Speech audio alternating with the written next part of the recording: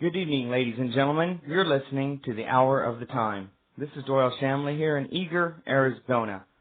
Now again, this is a very special show this evening, so make sure to have your writing instruments and paper ready. You're going to want to take notes, and due to the special content of the show, for your donation purposes for the audio recording of the show, we have lowered the price, $8 for non-Hot Club members, $5 for Hot Club members, postage paid for tonight's show only.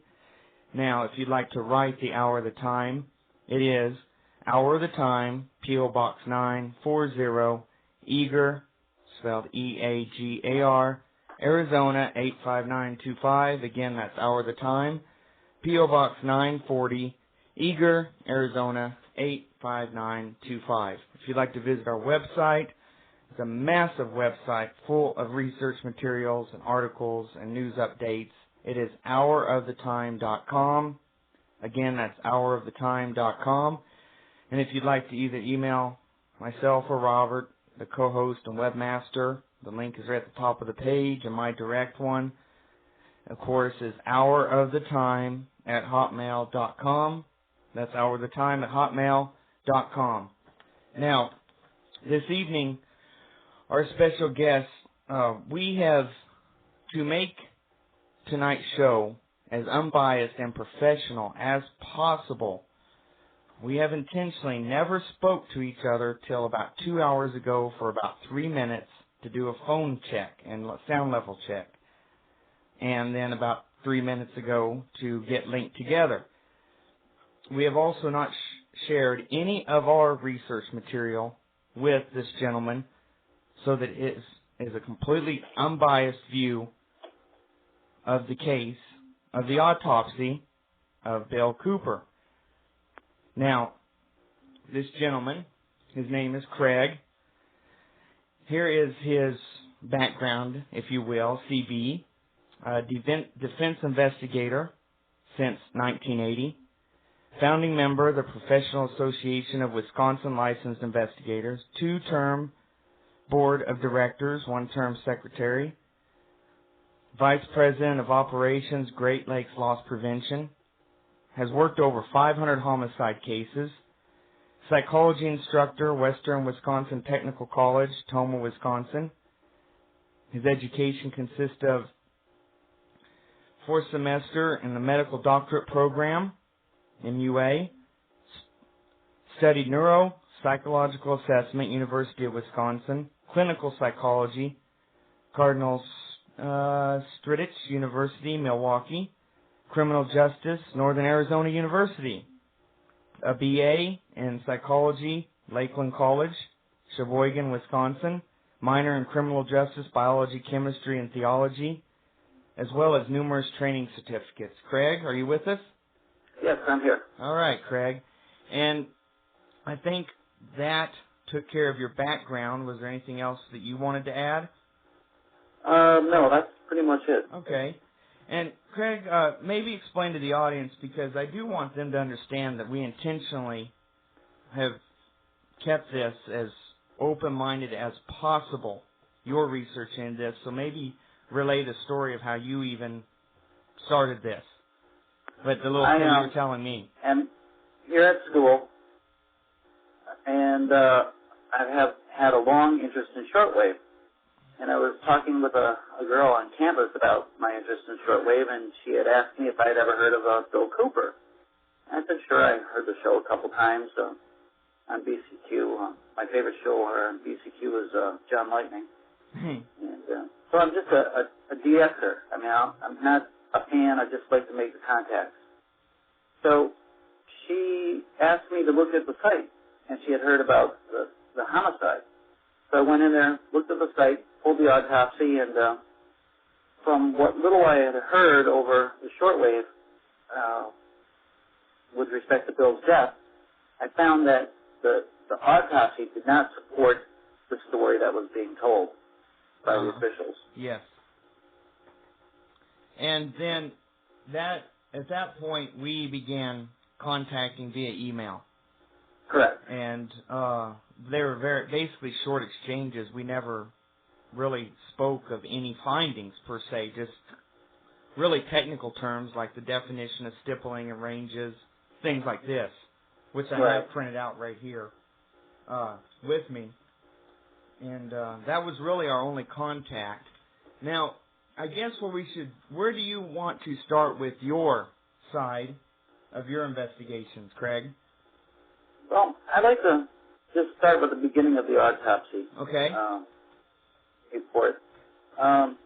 Couple things here that we just get out of the way before having to go to the actual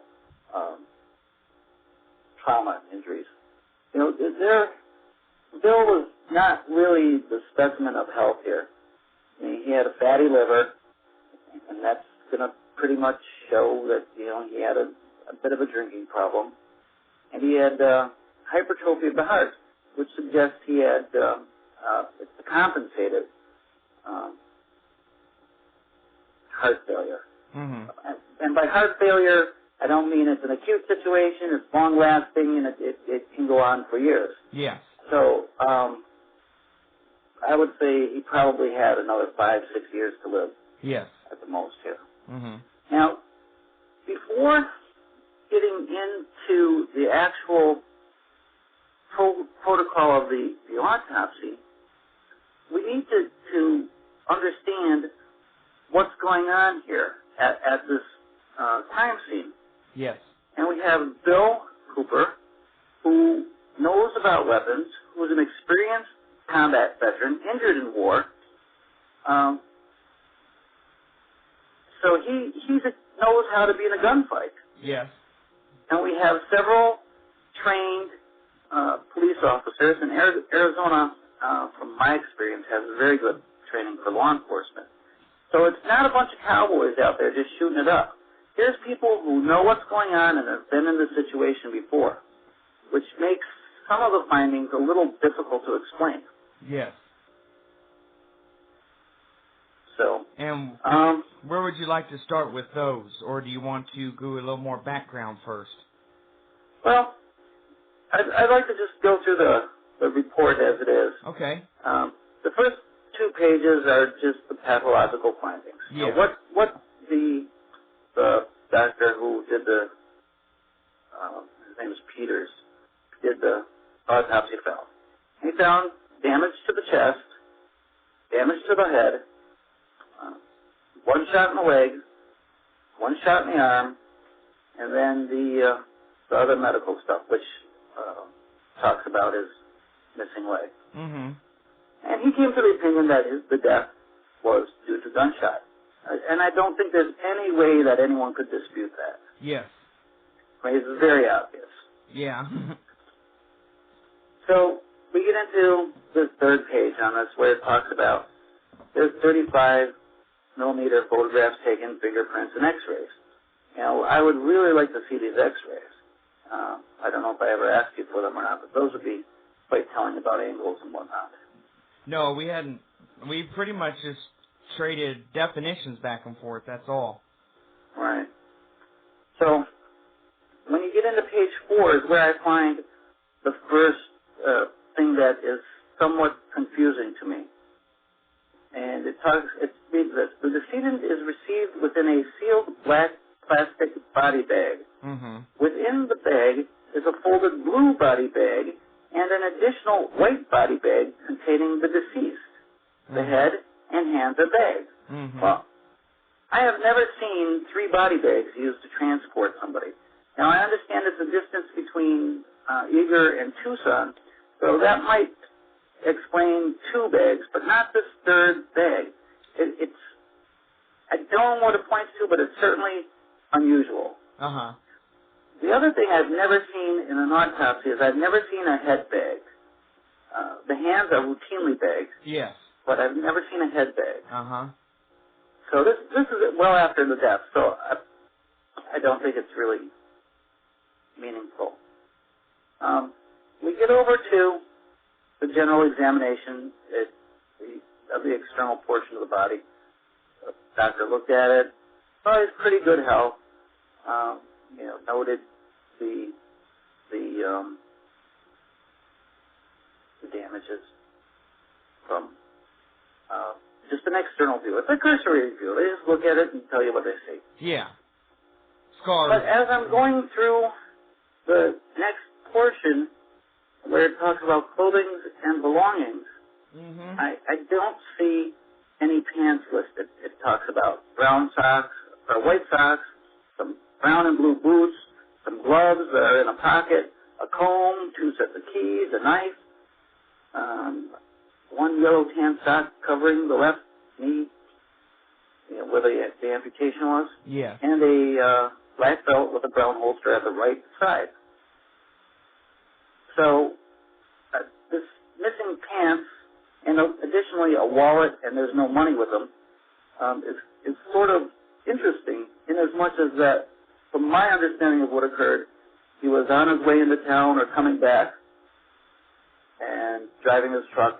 Certainly he would have had some money with him in case he wanted to buy some gas, some beer, whatever. And his wallet. People normally take that. So this I just find really strange. Actually, he was in bed. So when he would have gotten up, he would have put his pants on. He kept them on with the left side of his bed by his nightstand. He would then sit on the edge of his bed, take off his prosthesis. I know, I took care of him. And then he left his pants there in like a fireman's type position, so he could just, again, sit up, spin around, pull them on over his prosthesis, because that was kind of a hassle, and then go and do whatever. Also should be noted that when I requested the wallet, because some of the contents were confidential, and I had just seen what was in the wallet that day at lunch. When I visited with him, we had lunch, and I went down to pay a couple bills in town for us. Besides crucial numbers that him and I shared that were in his wallet, and I wanted to get them back, were several $100s, because we were putting money aside to do research at a site in New Mexico, and we needed travel money. And when I requested the effects on his body, I was denied categorically around with different excuses. The keys were lost, so I had to find someone to rekey everything, like the truck and stuff, okay, so we could move it. Which was ironic, because then they admitted that they used the truck headlights for lighting in the area, and that's what explained the dead battery in it. And I did find the light switch on, but the key's gone. And the wallet contents, when I was initially offered, finally, the possessions, and then when asked why I wanted the clothes, well, for nitrate testing, for close range exchange of gunfire, nitrate would be evident on the cloth. Then I was completely shut off and never received any of the stuff, including the confidential numbers and all that, which were in his wallet, which were in his pants, which he would have been wearing. Okay. Nitrate and barium and antimony would also be found there. Yeah, antimony, because it's used in the mixture for the hardness levels of bullets, and also the priming compound. I just want to stick that in there so everybody's clear, step by step. Okay? Right. Okay. Now, what next, Craig? We get to therapeutic procedures. Yeah. And it's a one-word description. None. Yeah. So, viewing his injuries, there was nothing anybody could have done. But you still would have thought that they would have tried something. Some EMTs, unless it was so clear that he was dead that there was nothing you could do. And that may not be very apparent from the outside. So basically, I guess what you're saying is when the law enforcement personnel involved right then on the scene stated that he was dead before he hit the ground, and that and then kept the paramedics away, that wasn't a wise decision. Well, if he was dead before he hit the ground, what would be the harm in letting the paramedics get there and take care of him? Yes, exactly. And when you say dead before he hit the ground, what do you mean by dead? Yeah, I'm just telling you what. Because there's a time between the infliction of the injury which causes the death and the actual death. Yes.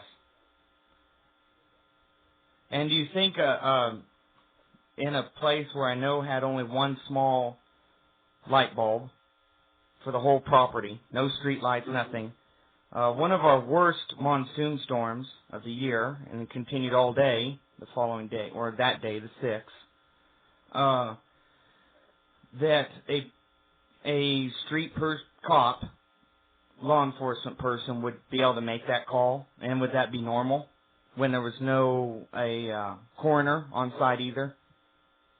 Is that normal to make the call? He's dead before he hit the ground, so stay away. You don't need to bother with him. I would certainly think that's inappropriate. Okay. All right. I mean, you'd want a second opinion. Well, I would think. And how is it that you know he was dead? Yeah. Mm-hmm. Unless, I mean, the answer could be explained in as much as maybe they know more than they're telling you. Yes. Uh-huh. Well, that'd be down the story, so sorry. We want to make sure it's clear again. Which one of the wounds that we're going to talk about in a little bit could explain that statement? Yes. Okay.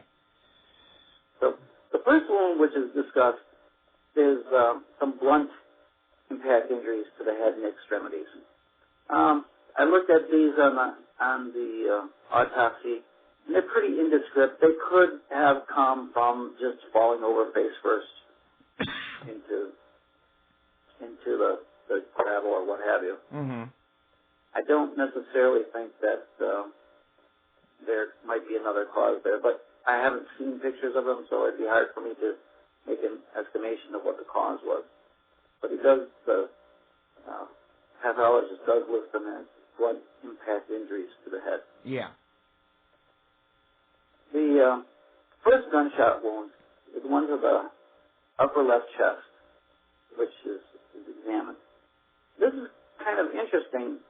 It wasn't a fatal injury. I mean, he could have walked away from this one. I don't know where in the sequence this came from.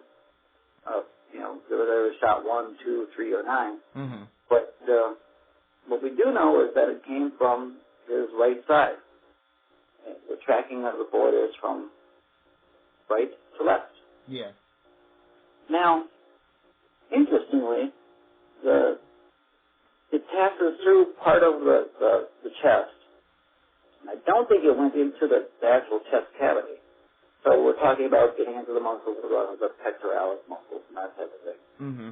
And it lodges in the triceps. Mm-hmm. The medical examiner puts the comment here, which says, for the bullet to have this path, the upper left extremity must have been raised. So an argument could be made that he was, holding a pistol with both hands and firing at them. It's conceivable. Mm-hmm. But that is inconsistent with the story that I was told over the different media shortly after this happened, that he was running from them. Yes. And he would not be in that position. No. So this really needs some more examination. Yeah, and that's or explanation. And also the law enforcement from the scene, that was what they reported. Running, firing backwards, as if your arm is slung out sort of behind you to your right side, firing as he's running forward. Right. Now that behavior there does not suggest somebody who's a combat veteran. somebody who's in that position, getting fired at, is going to take deliberate shots because he knows the limitation of his gun. He knows how many bullets he has. He's going to utilize what he has effectively. He's not going to make wild shots like that to get him some time to move. Yeah. And I also find it a little strange that a man with one leg was running. Yeah. I saw him hobble pretty fast once, but never run. That was just when one of the girls took a spill on a rock in the yard. Mm-hmm. So we get into what's listed as page 6. Mm-hmm. Gunshot wound to torso number 2. This probably would have been fatal. Passes through, leaves a big hole. A significant amount of hemorrhage in there. But it wasn't as immediate as gunshot number 3, which is the right chest. Uh-huh. It's the most telling part about it is this. The bullet then passed into the pericardial sac, perforating the right ventricle 1/2 inch. Uh-huh. The bullet then passed through the septum to exit the lateral left ventricle through a 2-inch defect. Uh-huh. This wound itself, the right ventricle pumps blood into the lungs. So with that gone, you're not getting any blood into the lungs. Uh-huh. From there, it goes back to the left atrium, and then into the left ventricle to the aorta and out to the rest of the body. So, with both of these ventricles gone, if there is any contractility of the heart left, the blood is just going to be squirting into the chest cavity, which we see due to the fact that there's a significant hemothorax there. Yeah. Good. And you're going to have minimal blood getting into the rest of the body. And this is what killed him. He had seconds of consciousness left after that. Uh-huh.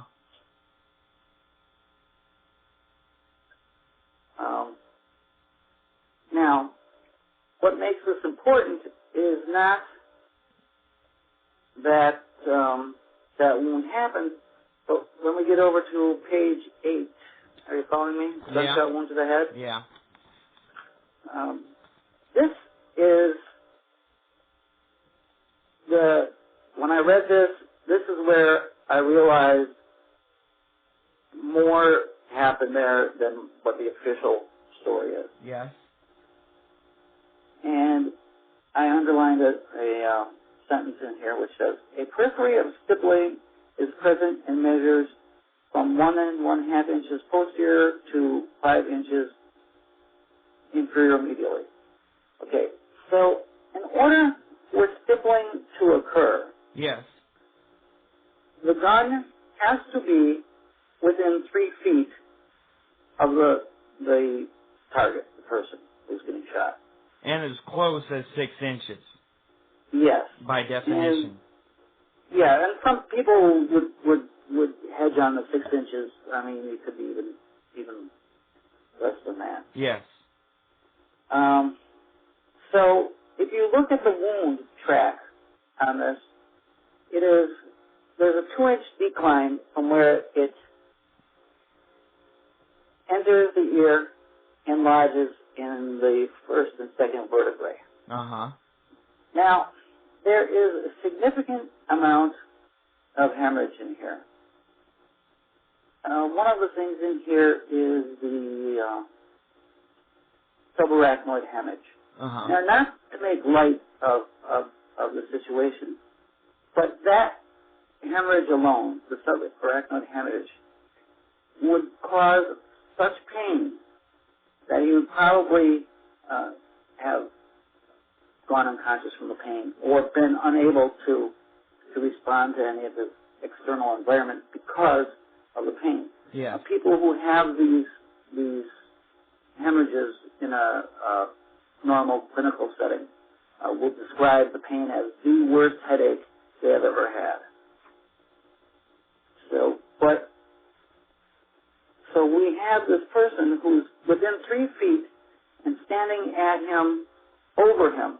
So it would be, there's no way to be certain as to what angles he was at, because none of us were there.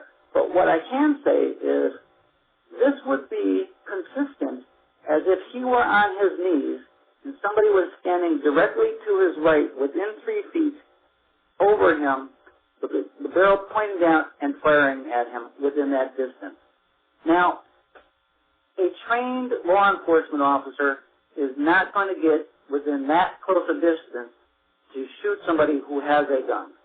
They're going to be looking for cover, making sure of their safety. They're not going to walk up to a person who's armed and get in that distance and fire on them. Uh-huh. And that is the most interesting thing of the entire autopsy here. Yeah, especially when you consider the range. If it, by definition, as close as 6 to 8 inches. Right. And there again, by definition, sometimes even if it was contact, it'd be muzzle burn. Right. But so, safe to say, leaning on conservancy, 3 feet to as close as 6 inches. Right, somewhere in that range. Mm-hmm. And had to be higher than his head, also, correct. Which means since he was so tall, they would either have been firing from the sky or he would have had to have been on the ground. Kneeling would be... Kneeling, yeah. Yeah, but there could be other explanations for the positioning of the body, but it is consistent with that. Yeah. And due to the amount of blood that was in this wound, it is my opinion, as a fourth semester medical student, that this shot probably preceded the shots to the heart, which we talked about earlier. Yeah, and that's which damaged both ventricles. Because it couldn't have pumped that volume of correct. blood to the brain wound if the chest ventricle shot had been prior. Correct. Okay. The heart's not pumping. Yeah. It may have been quivering a little bit, but it's not being effective. Mm-hmm. Now, this wound from in and of itself would probably have been fatal eventually, but there were the vital structures within the brain which control the breathing and the heart rate and temperature were probably missed by that. So he could have conceivably had some life to him for I don't know how long. But I would guarantee that it probably rendered him immediately unconscious.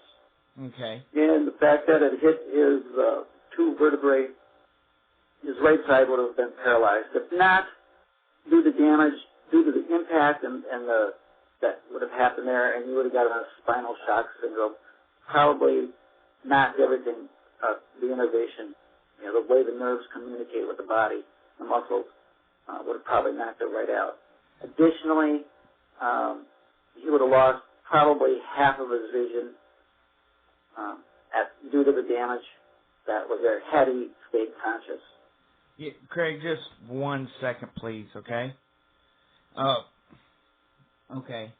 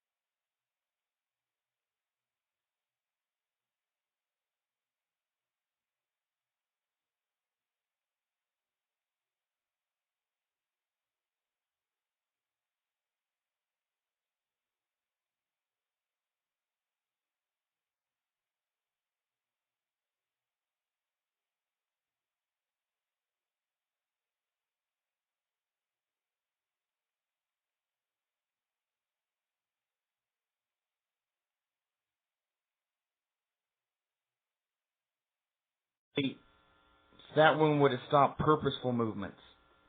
Absolutely. Okay. But the heart is still pumping to get that blood there.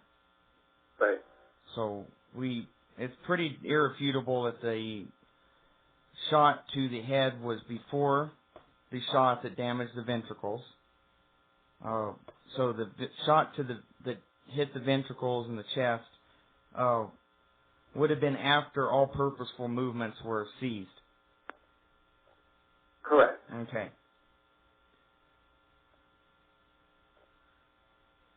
Okay, and what I'm certain there would be people who would take issue with that, but that's not the way I'm reading it. Okay. There's certainly enough blood up there to suggest that there was a heart pumping. Okay. Another little thing that we would have seen here is he would have had, if that's for, say for the sake of argument, the spine was not damaged and he could move information through the spine, the cerebellar defects that happened there would have really made any movement, like a Parkinson's person, even worse. So that shot has all different aspects, different damage to different aspects of the brain, which each alone would have made him very difficult to deal with his environment in a meaningful way, and together would have been absolutely fatal. Okay. And then... And if we were to play this out, let's say the heart wound didn't happen, and this was the only wound, and they got medical treatment to him in time and got him to the hospital, he would have lived a day or two, maybe. Uh-huh. Provided that being the only wound.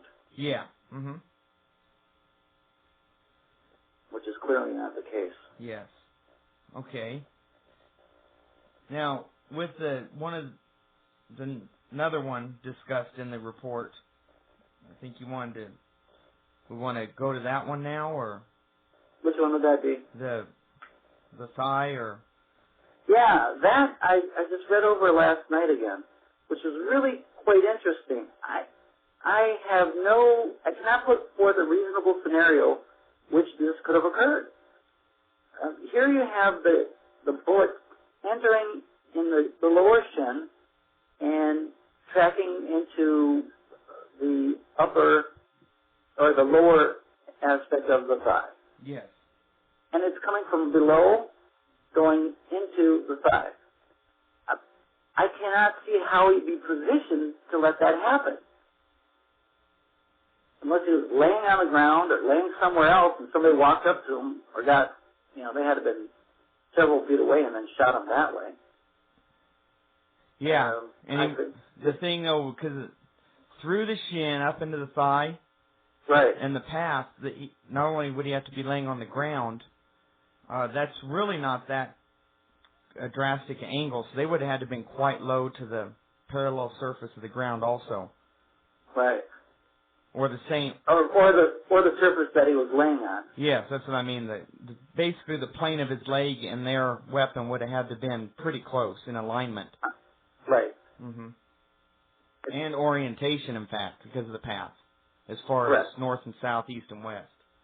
Okay. And as far as a proper law enforcement shot, I could not see where a trained law enforcement official would take that kind of shot. I mean, it just is not the type of thing that would do. All that would do is disable him. Mm-hmm. It's not going to stop him from shooting. Mm-hmm.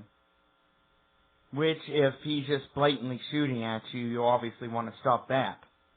Right. But yes, exactly. Yeah. You're going to take your shots for the biggest area of the chest, mm-hmm. which the majority of the shots went through. Mm-hmm. So I guess also one thing now that we've hit on all the, have we got, let me see here, have we gotten all 9?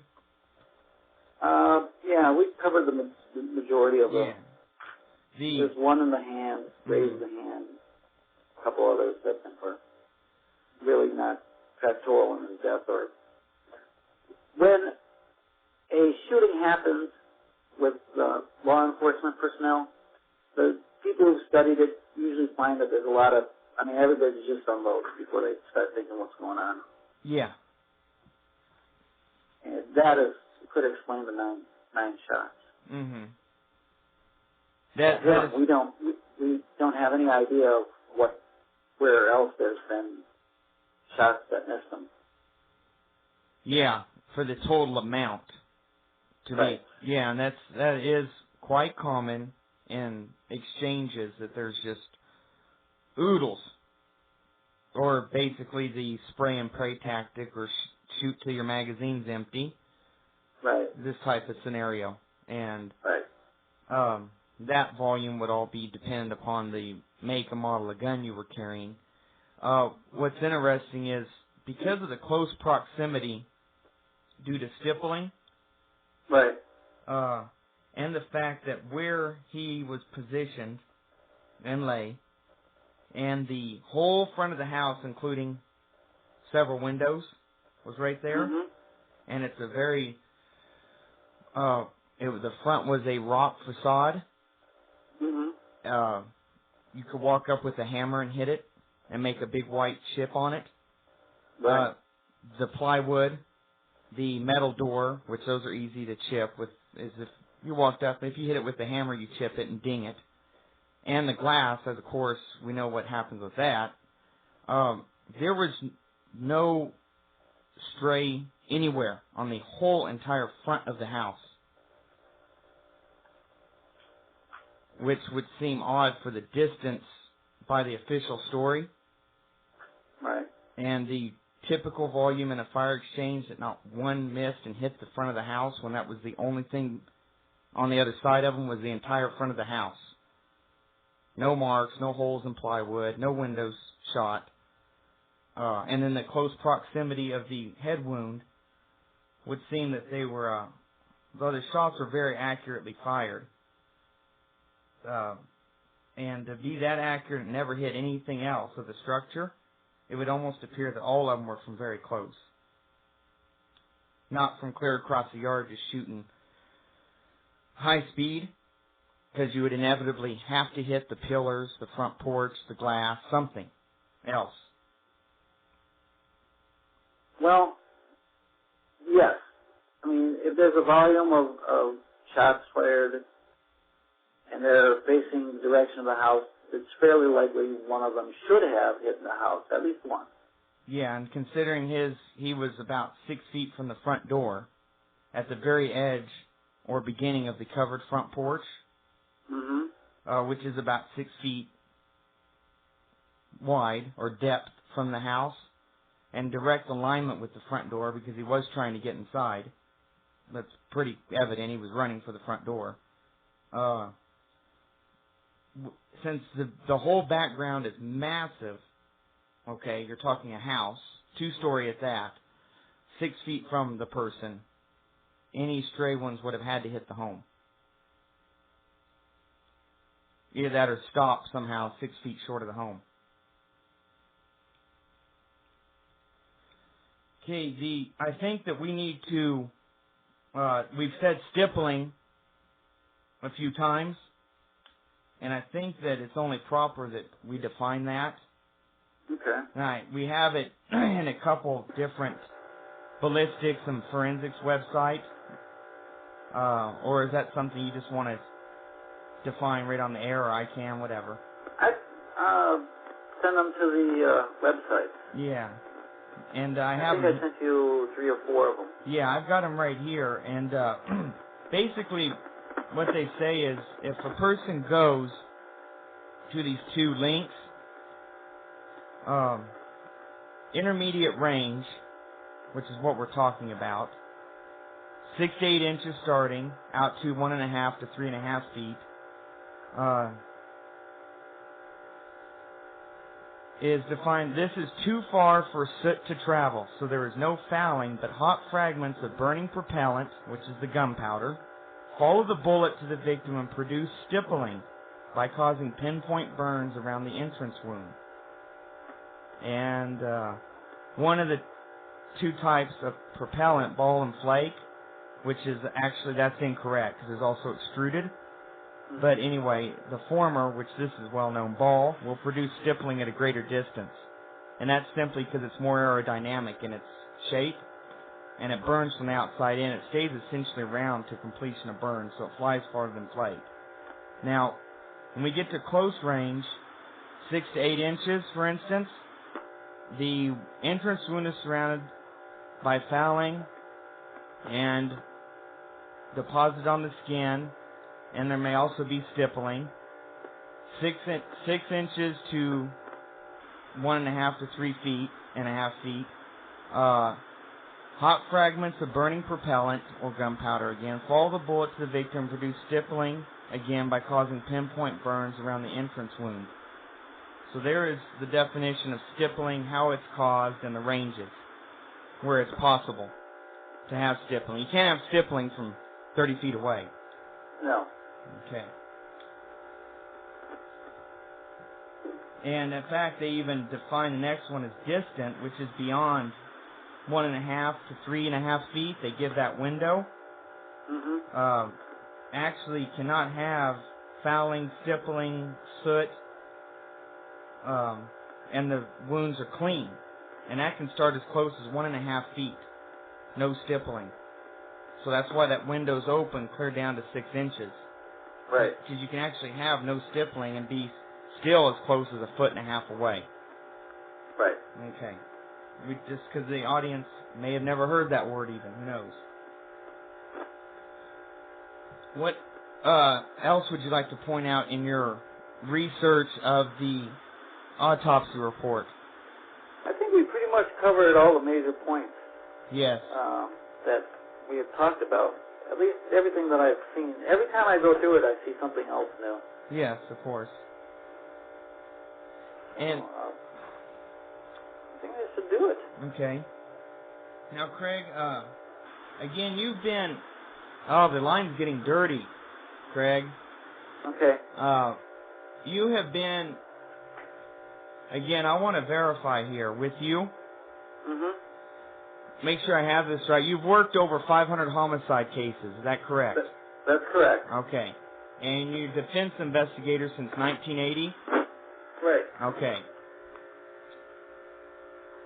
And you have a BA in psychology with your minors in criminal justice, chemistry, theology? Mm-hmm. Okay.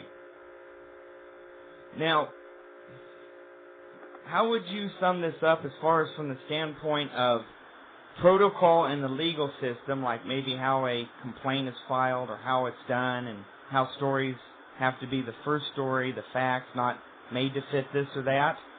What would you think would be the logical outcome for an investigation of, let's say, this autopsy report or case? If charges were to be levied against someone, what charges would they be? Negligence or trespassing or what?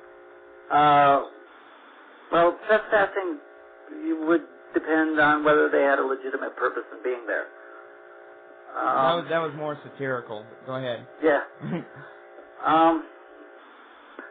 I would definitely feel very comfortable saying that there should be a civil suit started for wrongful death at the very minimum.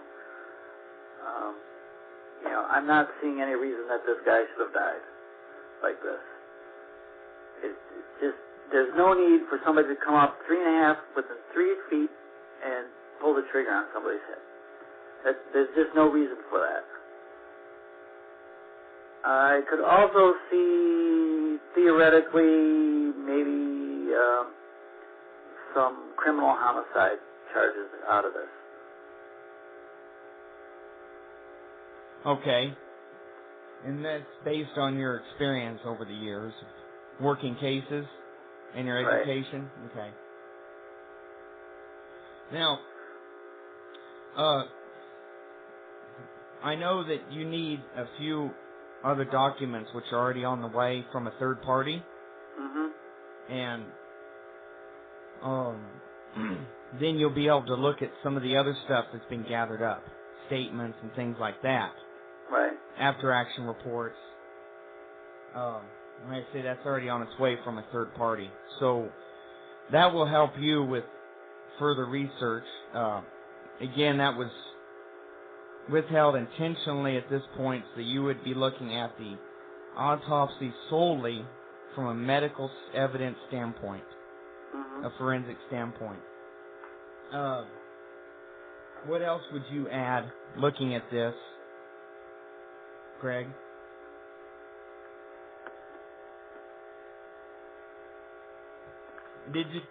Your line is getting incredibly dirty. Are you on the landline or? No, I'm on a mobile. Yeah. What would you add, I guess, in summary also of what you've read? Is there anything else that needs to be pointed out for those who would have already read this report? It is, on the site. It's available so that they can read it with more understanding or anything like that. I would suggest get the report off the site, read it yourself, and make your own mind up as to what occurred. And compare the version, which is the official version, with what you see in the autopsy. Okay.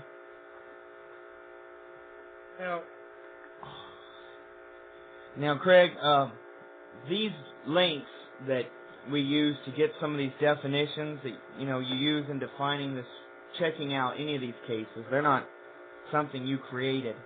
No, I'm not very computer literate. I could. This forensics path and the other one, the tripod at ballistics. Right. I think we're going to go ahead and post these also. Right. So that the members can see for themselves that I'm not making up these definitions either. And do you have any suggestions for the listening audience, researchers, etc., as to other places to look for technical terms, anything they might stumble over reading this report? We're going to provide the definition and ballistics and stuff like that. If you see a definition in the report, do a Google search and come up with what comes up on that and go to it yourself. I mean, for me to limit the 2-3 sites that I know of certainly wouldn't do anybody any justice when they can do a Google search and come up with a greater number of sites and better information, maybe. And there's also, of course, university libraries, public libraries, and such. Right. Yes. So people can check this out themselves if they want the verbatim, by the letter, black and white definition, and not even use your sources. Correct. Yes. Okay. And if they want to get the autopsy, of course, they can get it from Tucson Forensics if they don't even believe the one that's on the site. Right. So I'm not real familiar with Arizona's open record law or Freedom of Information Act, what they have, but autopsies are pretty much open record in most of the 50 states that I'm aware of. Yes, and I do know people who've written and you get it for free even. You got to pay the postage is all. And that's just, who knows, that could be whatever clerk you got as far as the postage is concerned, but even the report was provided for free. So people can write the Tucson Forensics Lab and get that. Go to definitions from places that you did not use and research it totally on their own. Right. Okay, Craig, and the rest of what you and I need to arrange for the other package, so you know what you're looking at, that there's no use wasting airtime on that, so we'll just do that off the air, because that's just a matter of addresses and when it's going to arrive and stuff. Right. And if you're picking it up because of signing for it and stuff. But in conclusion, I think that you've done a vast amount of research, obviously, on this. And did you have help? Because this is all going to be questioned by people. You know, did you have help leaning you one way or the other from anybody else around you? No, I just picked it up and looked at it, and based on my experience, I mean, it's not a real sophisticated death. I mean, it takes maybe 10 minutes research to see what's going on with the gunshots. Maybe the order of the shots is a little more complicated medically, but that's negligible. Yeah. I mean, I did run this past the pathology professor here. I had a look at it. He pretty much concurred with me. Okay. So, other than that, though, you didn't have somebody leaning over your shoulder telling you this, this, and this. No. Okay. No, down here we pretty much stick to our books. Huh.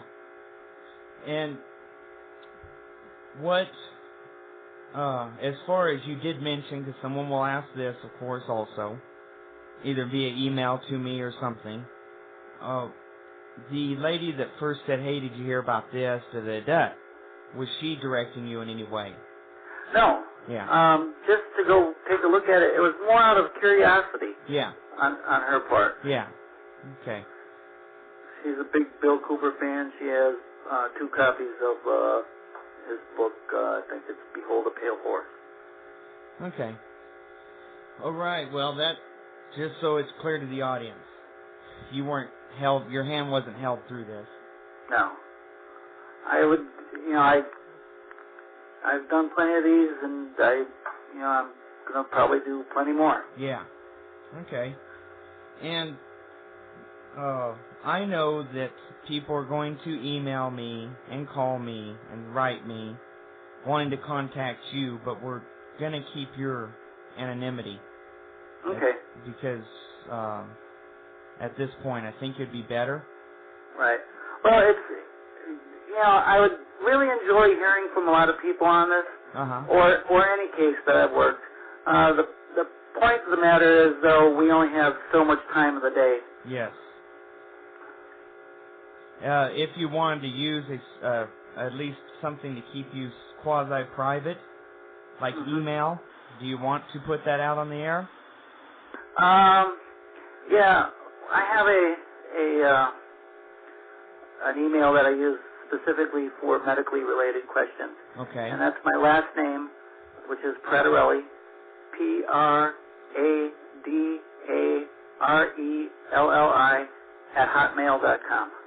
Okay, I'm going to repeat that again. If someone wanted to write you concerning medical type questions or research questions, not your life history, that can be done at Pradarelli@hotmail.com. That's Pradarelli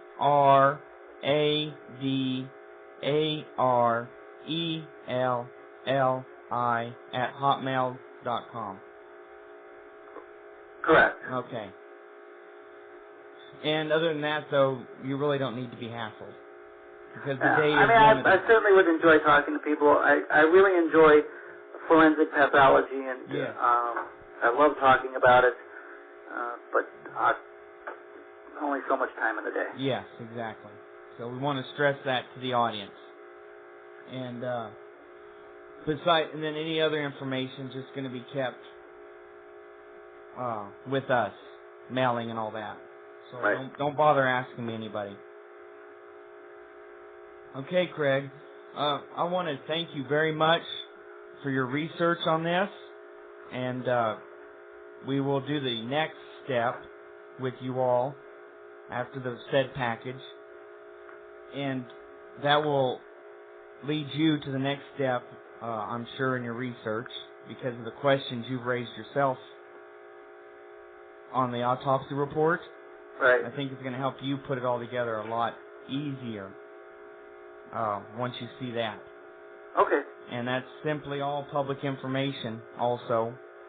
It will not be contrived or biased by us. And again, available to the public if they want to check it out themselves. Right. There is fees for all that, though, and they can be fairly high, so expect that if you plan on getting all these documents, somebody out there. Okay, Craig. Again, thank you for your time and your research. You need to hold the line, okay? Okay. And everyone, you've been listening to Craig Radarelli and his research and conclusions based on the autopsy reports.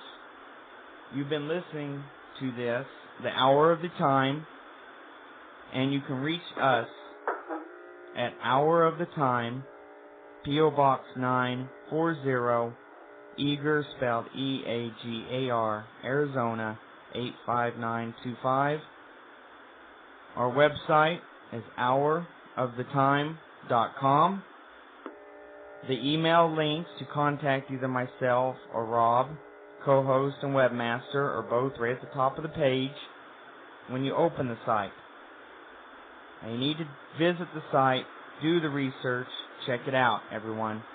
You've been listening to Hour of the Time on WBCQ The Planet, 7.415 megahertz, Monticello, Maine. And be sure to tune in for more exciting shows of the Hour of the Time, Monday through Thursday evenings, 10 Eastern. Thank you.